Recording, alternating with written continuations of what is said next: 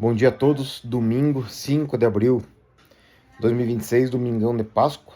Espero que você esteja bem, que bem esteja a sua família. Estamos aqui, né, Megan? Bem acompanhado aqui da Yorquinha. E foi falar e ela saiu para lá, eles fazem o que eles bem entendem.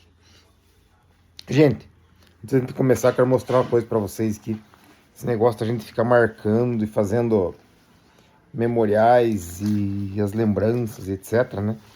Tô olhando essa bibliazinha que a gente vai ler hoje, ó. Bibliazinha eu comprei em 2001. E aí, ela é cheia de anotações e marca-textos aqui, né? E cada anotação dessa pode remeter a uma lembrança boa, né? Alguma coisa que Deus fez na minha vida e que reforça a minha fé, né? Por isso que a gente fala de estar construindo altares em cada coisa boa que acontece na vida, né? Vamos lá? Atos dos Apóstolos, capítulo 16, versículo 16. Paulo estava fazendo suas viagens ali, né? Aqui estava em Filipos ali. Isso aqui tudo acontecia entre a Grécia e a Turquia, né? E esse é o episódio da cura de uma jovem adivinhadora. 16. Aconteceu que, indo nós para o lugar de oração, nos saiu ao encontro uma jovem, possessa de espírito adivinhador. Grave isso, possessa de espírito adivinhador, a qual, adivinhando, dava grande lucro aos seus senhores. Grande lucro aos seus senhores. Seguindo a Paulo e a nós, chamava, dizendo: estes homens são servos do Deus Altíssimo, e vos anunciam o caminho da salvação. E isto se repetia por muitos dias. Então Paulo, já indignado, voltando-se, disse ao Espírito: em nome de Jesus Cristo eu te mando, retira-te dela. E ele, na mesma hora, saiu.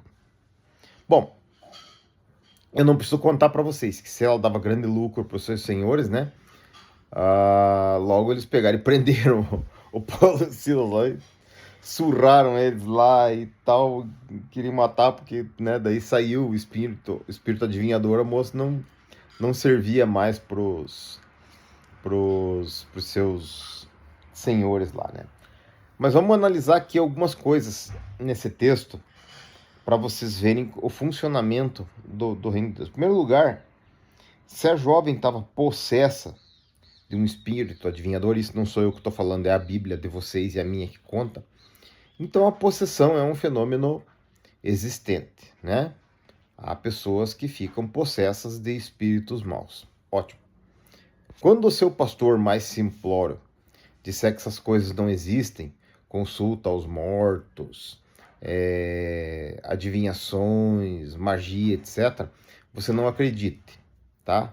Não acredite e tenha misericórdia dele porque ele é um nécio. Na verdade, tudo isso existe sim. Quando Saul foi consultar a médium lá e pedir para falar com o espírito de Samuel, a Bíblia diz que foi o espírito de Samuel que falou com ele, tá? Quando fala de magia, os praticantes de magia, né? James e Jambres e esse povo assim, praticavam magia, tá? Quando fala da possessão aqui de um espírito adivinhador, existe adivinhação sim, tá? O que Deus fala é pra gente não se envolver com isso, tá? Porque, como eu já falei para vocês, todo contato nosso com o sobrenatural, ele deve ter intermediação de Jesus. Se ele não tiver a intermediação de Jesus, ele chama-se ocultismo. E a gente não pode controlar os efeitos disso, né? Dizem que Salomão conseguiu abrir um portal lá e convocar e controlar o demônio Asmodeus, e daí o exército de demônios ao comando de Salomão construiu o templo e tal. Então tem essas doideiras aí. E o fato é que tudo isso existe, tá, gente? Então aqui existe a possessão e o espírito adivinhador, porque a Bíblia está dizendo que era assim, ela não está fazendo uma parábola aqui, né? Bom, aí então vejam, Paulo, durante muitos dias ele tolerou isso aqui, mas quando ele foi falar com a moça, ou melhor, com o espírito, ele não falou com a moça, falou com o espírito, Veja, ele não falou assim, eu, Paulo, te expulso. Não fez uma série de rituais em latim, não jogou água benta, não espancou a moça, nada. Ele falou só uma coisa, ó. Em nome de Jesus Cristo eu te mando, retira-te dela. E ele na mesma hora saiu. Por isso que falei para vocês, se sigam curiosos, às vezes que a gente sempre termina a oração em nome de Jesus, né? É que Jesus falou assim, tudo que pedirem em meu nome eu farei, né? Então, a gente sempre fala assim, em nome de Jesus, porque não é no nome de Marco, não é no nome de Paulo, não é no nome de João que as coisas acontecem, né? Elas acontecem quando você ora, pede, declara em nome de Jesus. Por isso que a confissão positiva, ela é complicada, esse negócio que eles usam em algumas igrejas e tal. Você tem que fazer tudo em nome de Jesus. Tem que ser de acordo com a palavra e em nome de Jesus. E o próprio Paulo aqui fez isso, né? É a fórmula para nós, né? Em nome de Jesus Cristo sai dela. E o Espírito teve que obedecer, por quê? Porque há uma regra universal que diz assim, que diante do nome de Jesus, todo joelho se dobrará, no céu, na terra ou embaixo da terra, né? Essa é a regra aqui. Então, essas viagens missionárias de Paulo, elas nos ensinam muito, né? Aquilo que eu falo para vocês sempre, ó. Paulo não ganhava seu salário da igreja, ele trabalhava, né? Era fazedor de tendas. Paulo era um cara que não andava no conforto, não andava de lindos barcos ali para lá e para cá, não andava sobre camelos, nem sobre lindos cavalos, não era transportado em liteiras nem em carruagens, né? Ele era um homem que andava sofrendo e apanhando. Cada cidade que ele entrava, ele pregava a palavra de Deus e era açoitado. E esse deveria ser o exemplo de cada homem de Deus, né? A gente